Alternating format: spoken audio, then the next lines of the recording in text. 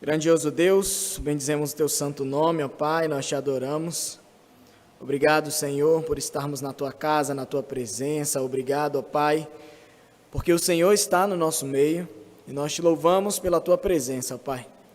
Nós não somos merecedores de estar diante de Ti, mas nós nos achegamos pelos méritos do nosso Senhor Jesus Cristo, Pai. Muito obrigado, Senhor, porque Tu és o Senhor das nossas vidas, porque o Senhor tem se feito presente a cada dia, Pai. O Senhor tem sido tudo aquilo que nós precisamos, Senhor, e nós te agradecemos por tudo isso. Clamamos ao Senhor nesse momento da meditação da Tua palavra, para que o Senhor nos dirija em todas as coisas, para que o Senhor fale conosco, para que o Senhor possa ministrar os nossos corações, Espírito Santo. Fala com cada um de nós, ó Pai.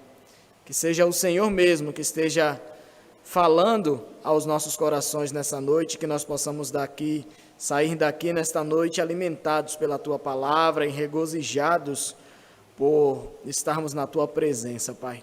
É o que nós pedimos nesse momento, em nome de Jesus.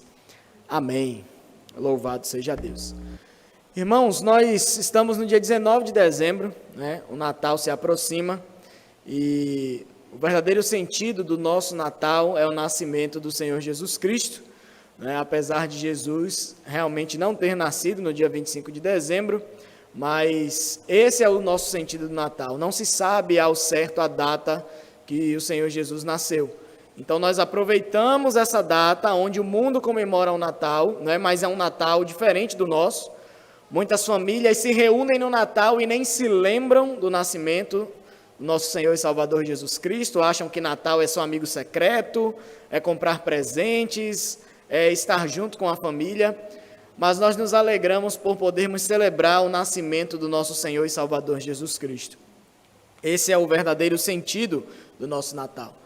Então, nada melhor do que no dia de hoje, nós daremos uma pausa na nossa meditação na carta de 1 João, e nós vamos falar um pouco sobre o nascimento de Jesus Cristo e sobre a pessoa de Cristo nas nossas vidas. Então eu convido toda a igreja a abrir as suas Bíblias no livro de Atos, no capítulo 1, nós vamos meditar nos versos 26 ao 38.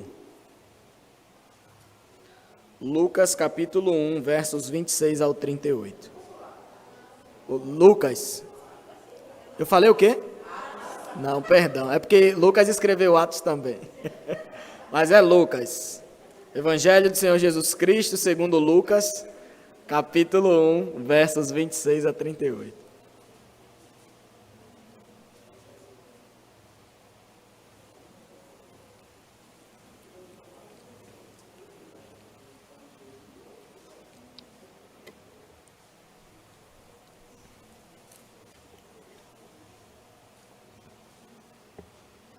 Diz assim a palavra do Senhor. No 6º mês foi o anjo Gabriel enviado da parte de Deus para uma cidade da Galileia chamada Nazaré, a uma virgem desposada com certo homem da casa de Davi, cujo nome era José. A virgem chamava-se Maria, e entrando o anjo aonde ela estava, disse: Alegra-te, muito favorecida, o Senhor é contigo. Ela, porém, ao ouvir esta palavra, perturbou-se muito e pôs-se a pensar no que significaria esta saudação. Mas o anjo lhe disse: Maria, não temas, porque achaste graça diante de Deus. Eis que conceberás e darás à luz um filho, a quem chamarás pelo nome de Jesus. Este será grande e será chamado Filho do Altíssimo. Deus, o Senhor, lhe dará o trono de Davi, seu pai. Ele reinará para sempre sobre a casa de Jacó, e o seu reinado não terá fim. Então disse Maria ao anjo: Como será isto? Pois não tenho relação com homem algum. Respondeu-lhe o anjo: Descerá sobre ti o Espírito Santo, e o poder do Altíssimo te envolverá com a sua sombra. Por isso também o ente santo que há de nascer será chamado Filho de Deus. E Isabel, tua parenta, igualmente concebeu um filho na sua velhice, sendo este já o 6º mês para aquela que diziam ser estéril, porque para Deus não haverá impossíveis em todas as suas promessas. Então disse Maria: aqui está a serva do Senhor, que se cumpra em mim conforme a tua palavra. E o anjo se ausentou dela. Amém. É um texto bastante conhecido e todos nós conhecemos sobre os textos do nascimento de Jesus.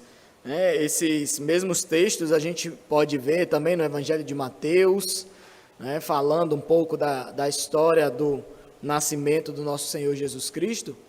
Mas nós precisamos nos lembrar que antes de Lucas escrever sobre o nascimento de Cristo, o nascimento de Cristo é uma profecia da parte de Deus.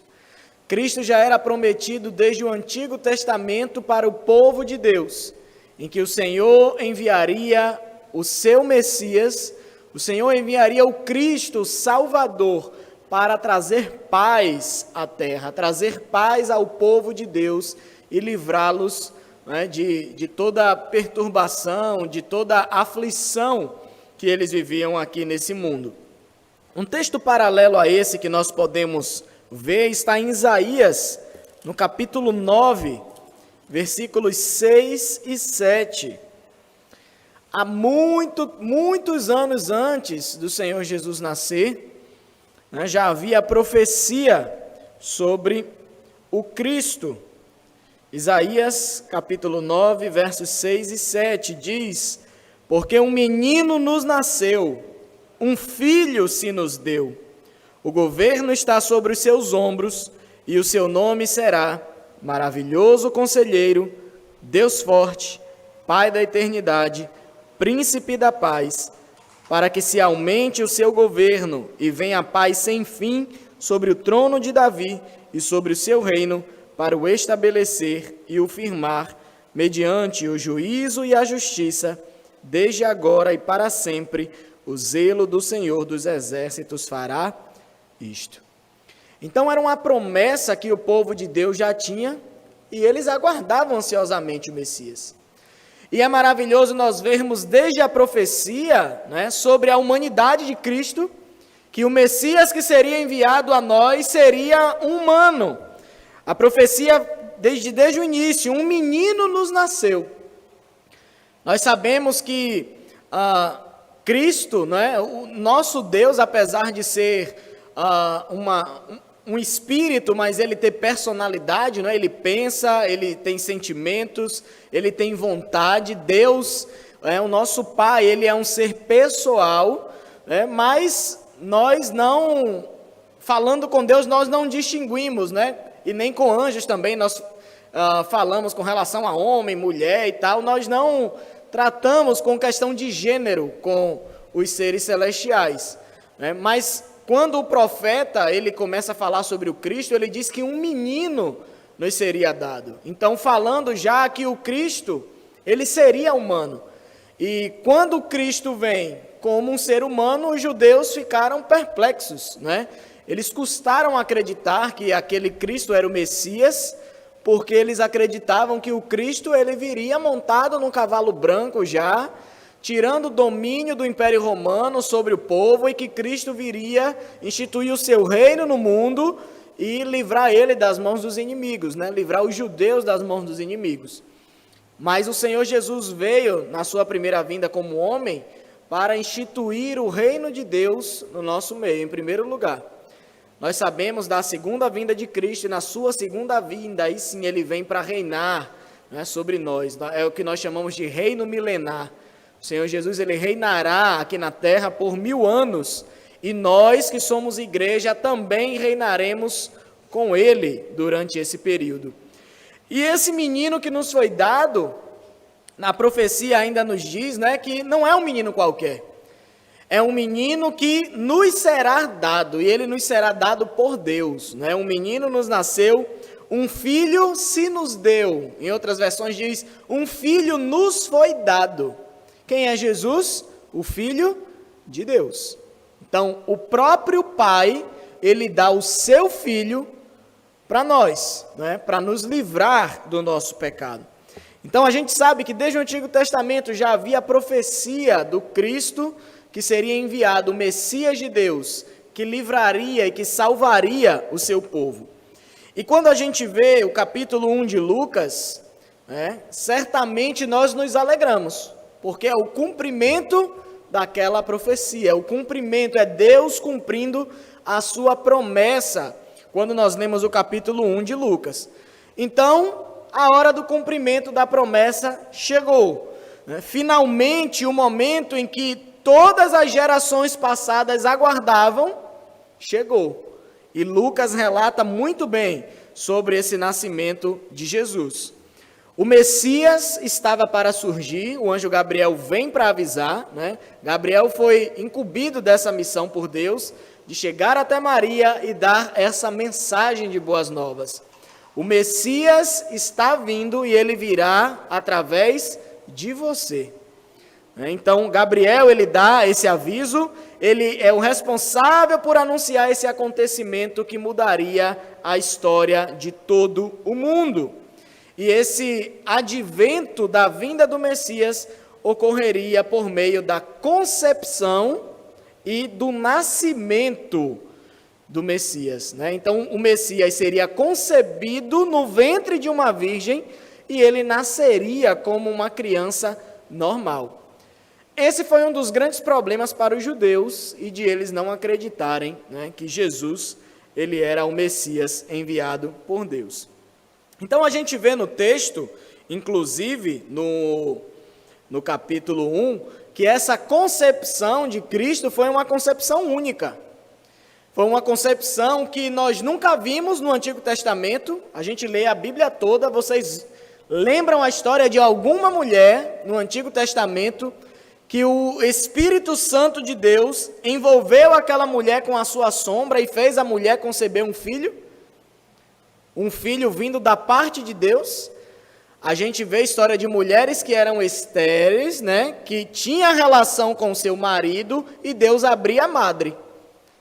Mas a mulher tinha tido relação com o seu marido, e Deus abria a madre e ela concebia o filho. Mas com Maria, essa concepção é totalmente diferente de todas as outras que nós vimos até então. Maria, ela era apenas noiva de José. Eles não tinham se relacionado de maneira nenhuma, ela ainda era virgem. E o Espírito Santo a envolveu com a sua sombra e ela concebeu, no seu ventre, aquele que chamado de o ente santo, chamado o Filho de Deus. Então é um advento único que nós não vemos nem no passado e também nós nunca vimos se repetir depois desse advento do Espírito Santo envolver Maria para ela conceber. Então a gente vê que aquela profecia do Cristo e do Messias estava para se cumprir no ventre de uma virgem. E quando a gente olha, o versículo 26, falando sobre que o anjo Gabriel veio da parte de Deus para uma cidade da Galileia chamada Nazaré, e falando de Maria, que era uma virgem desposada com certo homem da casa de Davi, cujo nome era José, a virgem chamava-se Maria.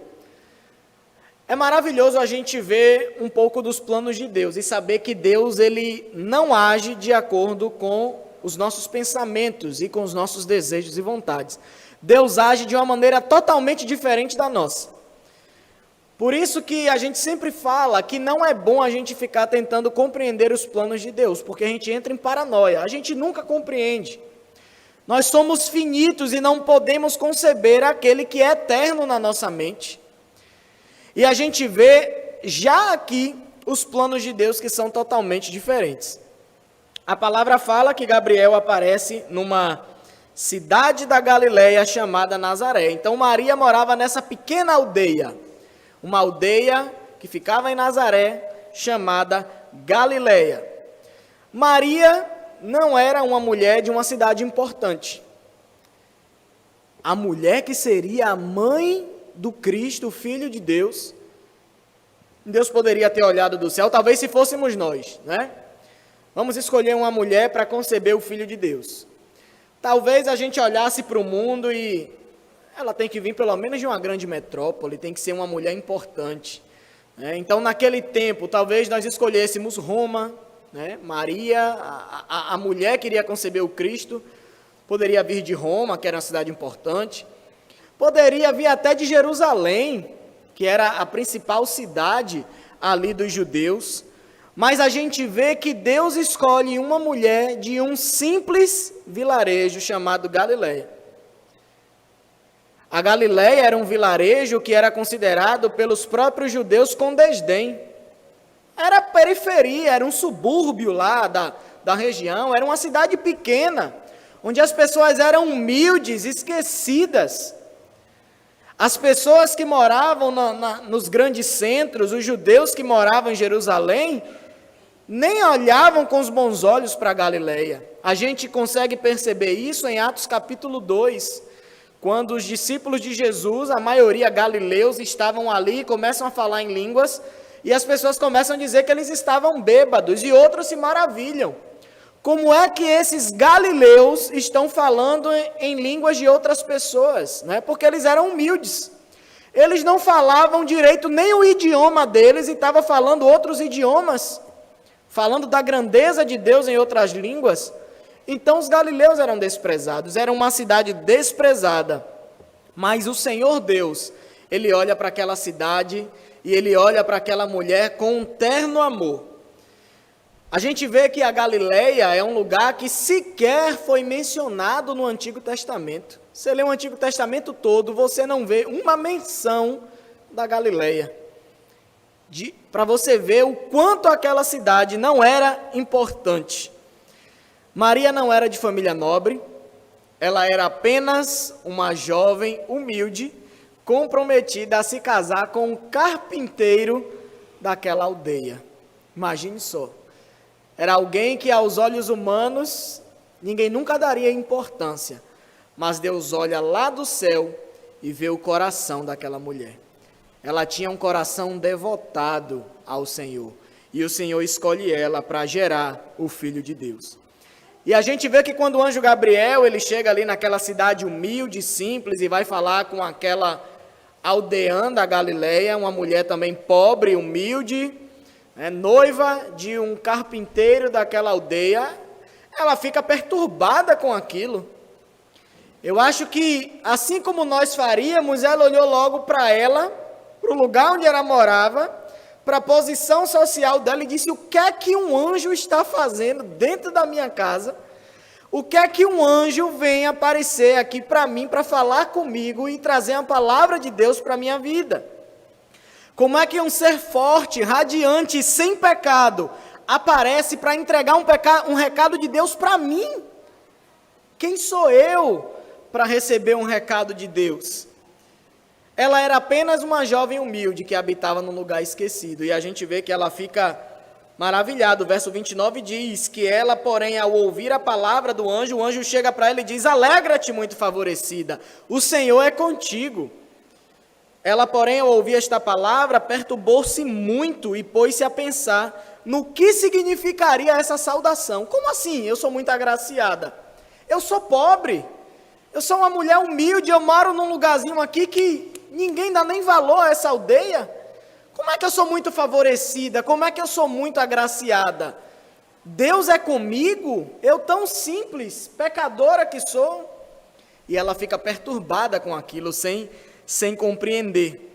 Mas a gente vê que aquela mulher, mesmo estando num lugar humilde, mesmo ela sendo simples, não tendo nenhuma importância, não sendo uma mulher conhecida, a gente vê que ela é distinguida por Deus, naquele lugar, como alguém que recebeu um favor muito especial da parte de Deus. E esse favor que aquela mulher simples, de um lugar simples, recebeu, mudou as nossas vidas. Mudou a história da humanidade. E muitas vezes, olhando para esses textos, nós nos esquecemos que Deus, Ele não olha para a nossa posição social. Deus, Ele não está interessado com a cor da sua pele. Deus, Ele não está se importando com o lugar onde você mora. Se é um barraco, se é uma mansão, se é uma casa humilde. Deus, Ele não está se importando com o dinheiro que você tem na sua conta, se você tem carro, se você não tem. Deus usa quem Ele quer. E a palavra de Deus nos mostra que quanto mais humilde a pessoa é, e humilde eu falo não financeiramente, mas humilde de coração e de mente, são esses que o Senhor gosta de usar. A gente vê no Salmo 138, versículo 6, a palavra diz: o Senhor é excelso, né? O Senhor é grande, Ele é soberano, Ele é poderoso, contudo, atenta para os humildes. Os soberbos Ele conhece de longe. Os humildes Ele está perto, Ele atenta para aqueles que são humildes, mas os soberbos Ele conhece de longe. O Senhor quer distância de quem é soberbo, mas para aqueles que são humildes de coração, o Senhor está atento, Ele está perto. Isaías capítulo 57, versículo 15 também diz: porque assim diz o alto, o sublime, que habita a eternidade, cujo nome é santo. Veja bem, ele começa a falar da grandeza de Deus em primeiro lugar, né? O alto, o sublime, o que habita a eternidade, cujo nome é santo. Esse é Deus, em que nós não podíamos nem chegar perto, nem podíamos entrar na sua presença. Mas esse Deus alto, sublime, que habita a eternidade, cujo nome é santo, ele diz: habito no alto e santo lugar, mas habito também com o contrito e abatido de espírito, para vivificar o coração dos abatidos e vivificar o coração dos contritos. Deus não está se importando com a nossa condição social. Deus ele está olhando para o nosso coração, contrito e quebrantado na sua presença. Se você se encontrar assim diante de Deus, tenha certeza que você vai ser achado por Ele e grandes coisas Ele vai fazer na sua vida. Assim como Maria foi agraciada por Deus, assim como ela recebeu um favor todo especial da parte de Deus, nós também receberemos. Basta estarmos diante do Senhor com o coração como o de Maria, contrito e quebrantado, porque o Senhor certamente nos encontrará e fará coisas grandiosas no nosso meio. Essa era Maria. E infelizmente, no decorrer da história da igreja, a igreja começou a deturpar aquela mulher. A gente vê que ela era humilde, que ela não era cheia de graça, mas ela foi agraciada, ela recebeu um favor de Deus, e depois a igreja começou a colocar ela como alguém muito importante, mais importante até do que ela deveria ser. Ela é importante sim, por ter sido uma serva de Deus com o coração contrito e quebrantado, que recebeu um favor de Deus para conceber o Cristo no seu ventre. Mas nada além disso. Mas a igreja começou a colocar Maria num patamar elevadíssimo, a chegar ao ponto de dizer que ela é a nossa mediadora, né? Quem nos media, a nossa mediadora entre nós e Cristo é a mãe, né? Peça à mãe que o filho atende, é isso que a gente ouve, né? Chamando ela de santa, de virgem, como se ela fosse eternamente virgem. E a palavra de Deus nos mostra que Maria, depois que Jesus nasceu, ela teve diversos outros filhos. Jesus teve diversos irmãos, e não foi concebido pelo Espírito Santo, não. Ela se relacionou com José e teve outros filhos também. Então essas são as características do advento do nascimento de Cristo. O versículo 31 nos mostra: Maria terá um filho, né? Eis que conceberás e dará luz a um filho, a quem chamará pelo nome de Jesus. Esse é um fato. Maria terá um filho e o seu nome será Jesus. Esse filho será verdadeiramente grande, diz o verso 32. Este será grande e será chamado Filho do Altíssimo. Deus o Senhor lhe dará o trono de Davi. E o verso 33 diz que o reino de Jesus, o Filho de Deus, jamais terá fim. Maria conceberia um filho. Esse filho é o Cristo, é Jesus, o nome dele tinha que ser Jesus. Né? Ela já recebe a notícia que ela conceberia um filho e ela já tem até o nome do filho que ela tem que colocar. O nome do filho tem que ser Jesus, e a gente vai ver o porquê o nome de Jesus tinha que ser Jesus.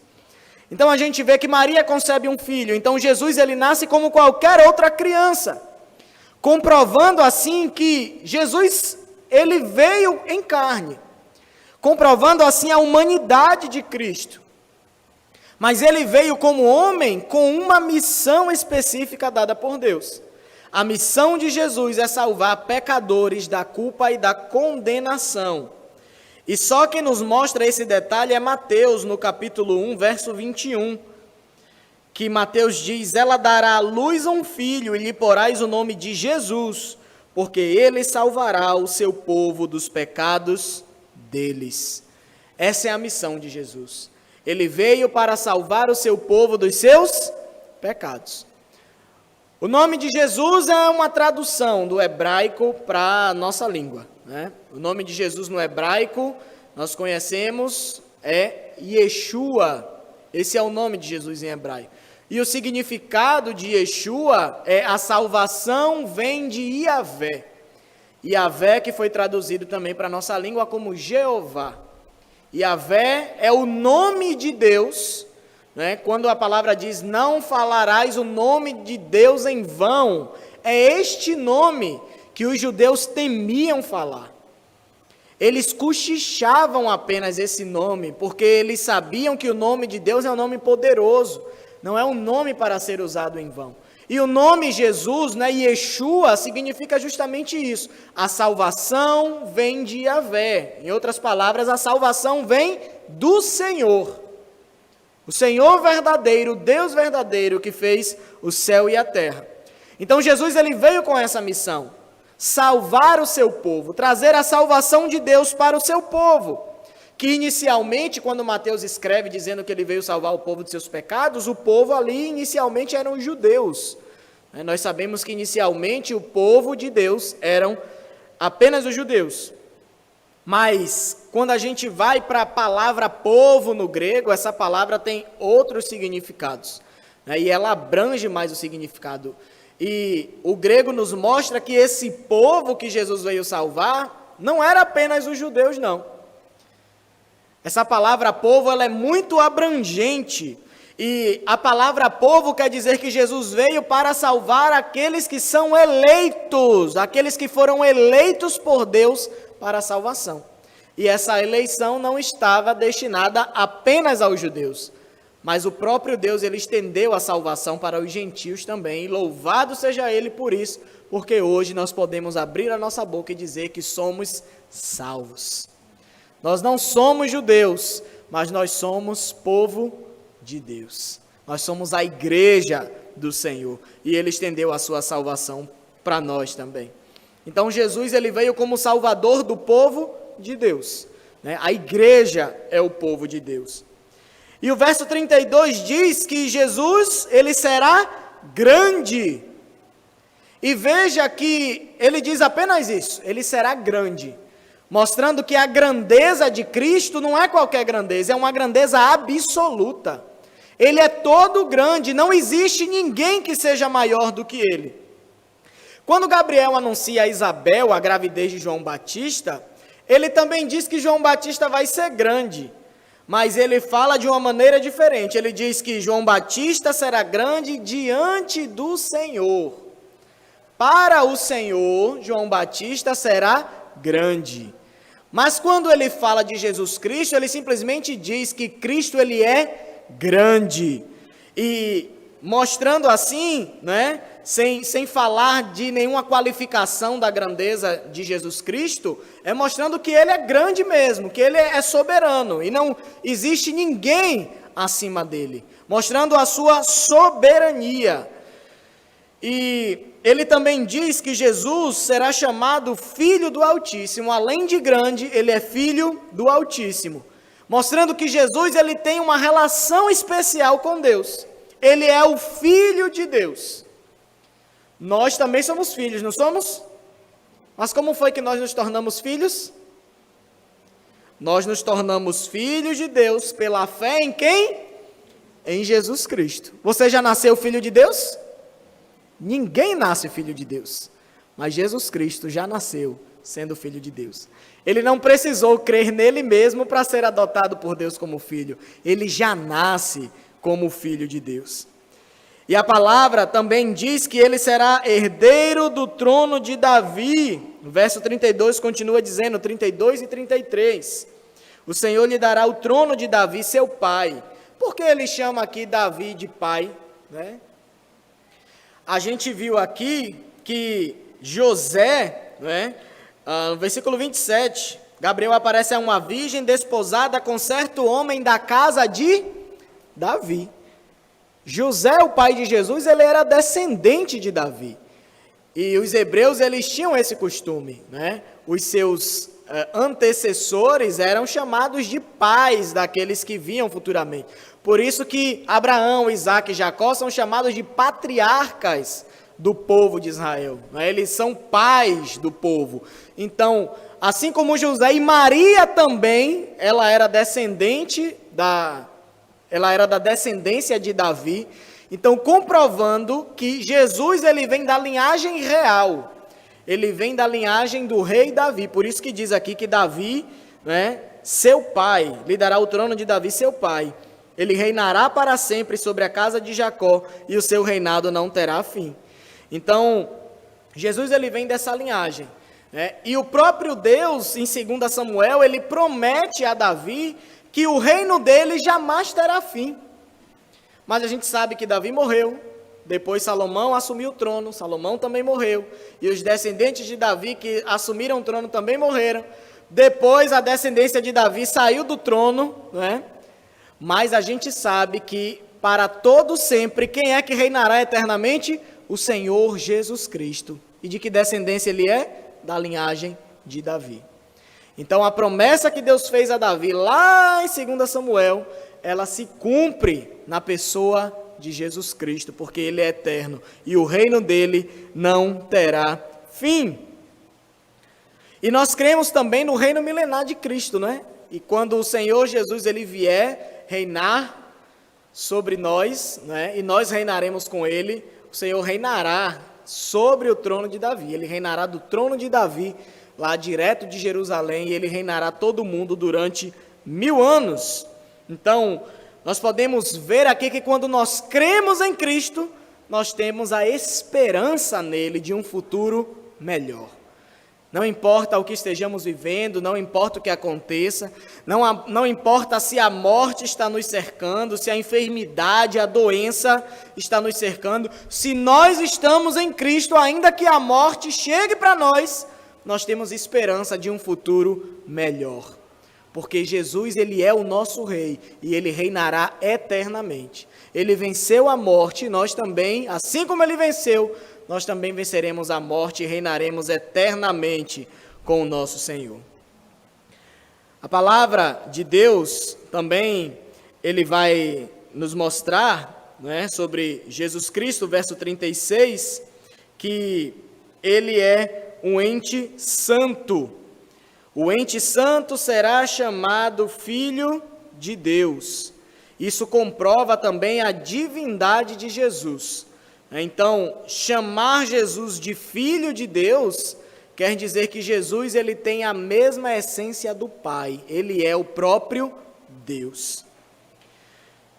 E a gente olha para isso tudo, né, falando sobre Jesus, sobre a sua humanidade, sobre a sua divindade, a missão que ele veio para nos livrar dos nossos pecados. Nós podemos nos fazer uma pergunta nessa noite. E a pergunta está em Mateus capítulo 22, versículo 42.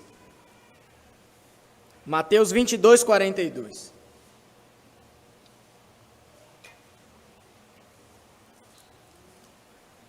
Só a primeira pergunta ali. Qual é a pergunta?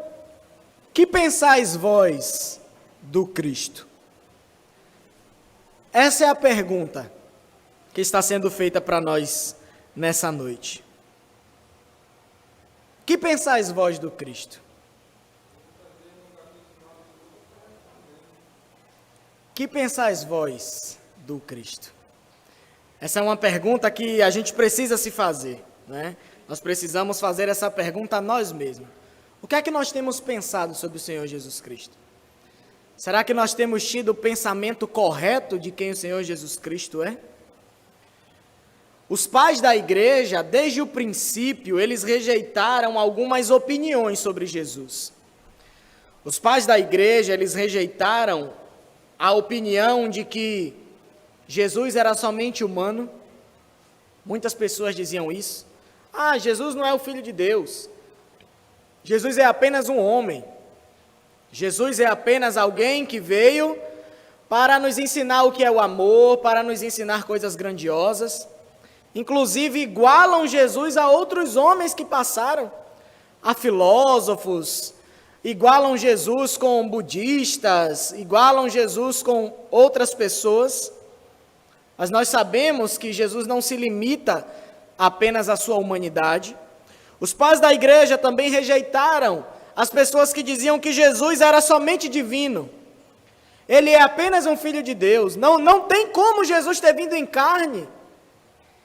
Como é que Deus todo santo e a nossa carne sendo defeituosa, pecaminosa, Deus ia mandar o seu filho em carne para estar no meio de nós? Não. Então Jesus, ele tinha que ser apenas divino.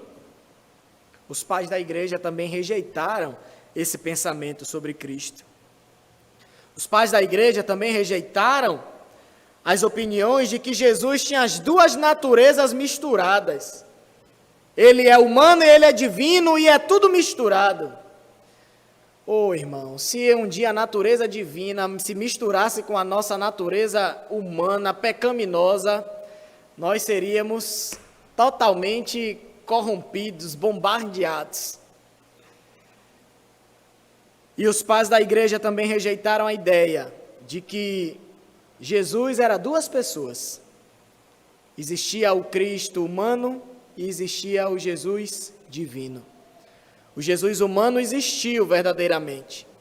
Quando ele foi batizado, o Jesus divino, ele veio do céu e entrou no Jesus humano. E quando Jesus estava na cruz para morrer, o Jesus divino saiu dele. E quem morreu na cruz foi simplesmente o Jesus homem. Os pais da igreja, eles rejeitaram essas opiniões sobre Cristo. E nós vemos que até hoje, nos nossos dias, existem muitas seitas e existem muitos crentes que têm pensamentos errados sobre Cristo. Quando você pede muitas vezes para um crente falar sobre o Evangelho, falar sobre Jesus Cristo, muitos deles não sabem falar. Não sabem o que é o Evangelho, não sabem quem é Jesus Cristo. Que pensamento vocês têm tido sobre Jesus Cristo? Será que nós temos tido o pensamento correto sobre quem Ele é? A conclusão que os pais da igreja chegaram e que a palavra de Deus nos mostra é que Cristo, Ele é perfeitamente Deus e perfeitamente homem. Ele existe desde a eternidade, Ele não foi criado. Simplesmente Ele se fez carne no ventre de Maria, mas Ele sempre existiu porque Ele é o próprio Deus. Ele apenas se fez carne no ventre de uma virgem. Ele é uma pessoa que tem duas naturezas distintas, natureza humana e natureza divina, que não se misturam. Por isso que a gente diz Cristo, Ele é perfeitamente Deus e perfeitamente homem.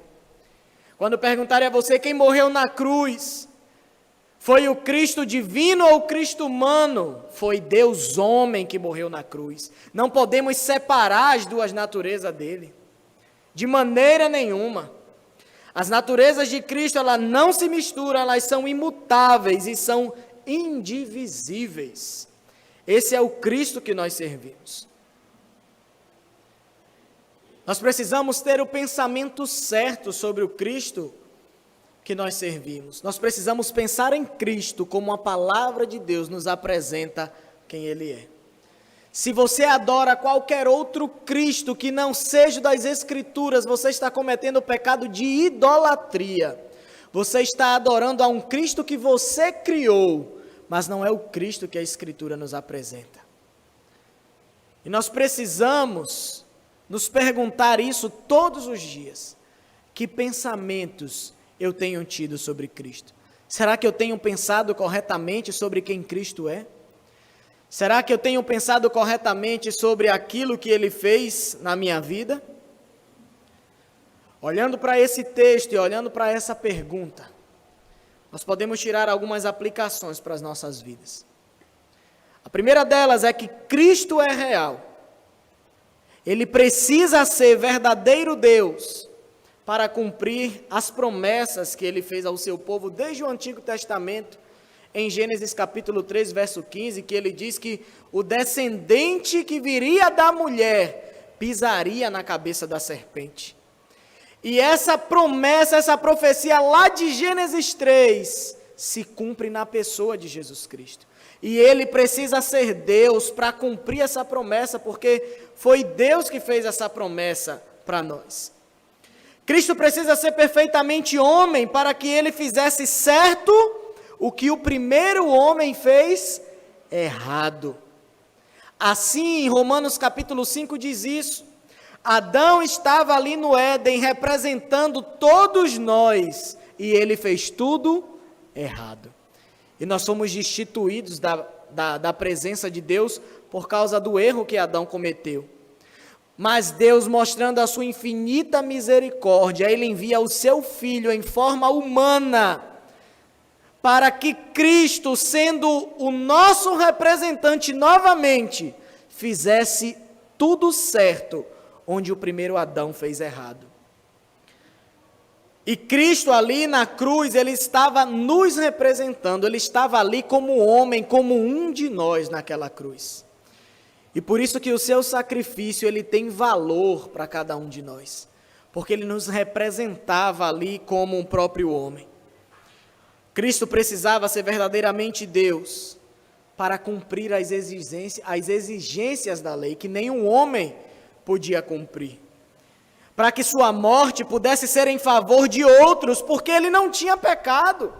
Ele não morreu por ele mesmo, ele morreu na cruz por nós. Porque ele, sendo totalmente divino também, ele não pecou. Ele foi tentado em todas as coisas, mas sem nenhum pecado. E para que os méritos dele, para que a sua morte tivesse valor infinito, Jesus precisava ser verdadeiramente Deus. E que os méritos dele fossem imputados a nós que cremos no seu nome. Que cremos que ele morreu na cruz no nosso lugar. E que ele morreu e ressuscitou, vencendo a morte, entrando nos céus e se assentando à direita de Deus. E ele hoje cumpre o papel de nosso intercessor. Por isso ele precisava ser verdadeiramente Deus. Ele precisava entrar no alto e sublime céu, onde somente Deus habita. E ele se assenta à direita do Pai, e ele intercede por nós. Esse é o Cristo que a Bíblia nos apresenta. Esse é Jesus que a palavra de Deus nos apresenta. E quando nós vemos para esse Jesus da Bíblia, a Bíblia lá requer algumas atitudes nossas com relação a esse conhecimento de Cristo. Primeiro, a Bíblia requer que nós creiamos em Cristo. A Bíblia requer que nós creiamos que Ele é Deus, que Ele se encarnou, que Ele morreu, que Ele ressuscitou pelos nossos pecados. A Bíblia requer que nós nos acheguemos à sua presença arrependidos dos nossos pecados. E que nós possamos viver como Ele viveu. Que nós possamos ter Cristo como um padrão para as nossas vidas. Que nós possamos olhar para Cristo e desejarmos viver como Ele viveu. Que nós possamos olhar para Cristo e desejarmos ser como Ele é. E que nós possamos amá-lo de todo o nosso coração. A Bíblia requer isso de nós. Uma outra coisa também que nós podemos perceber é que a fé por si só, ela não salva ninguém. E quando você prega o Evangelho para algumas pessoas, ela diz, mas eu creio, eu tenho fé. E quando você vai ver no que essas pessoas têm fé, não é no Cristo que veio para nos salvar. A nossa fé precisa estar na verdade para que nós sejamos salvos. A nossa fé precisa estar na pessoa de Jesus Cristo. A nossa fé precisa ser na pessoa correta. E nós vemos que as pessoas têm depositado a sua fé em anjos.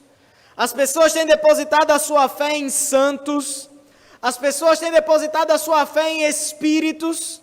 As pessoas têm depositado a sua fé em homens, e elas não alcançarão a sua salvação depositando a sua fé em anjos, em espíritos, em homens, depositando a sua fé em santos. Para que nós sejamos salvos, a nossa fé precisa estar na pessoa de Cristo Jesus.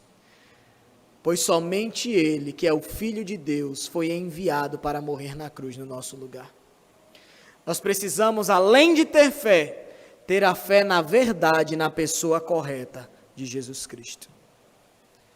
E a pessoa de Cristo, ela demanda uma resposta nossa. Quando você conhece a Cristo, e você conhece o Cristo que a palavra apresenta, você não pode ficar indiferente com relação a esse conhecimento que você tem de Cristo.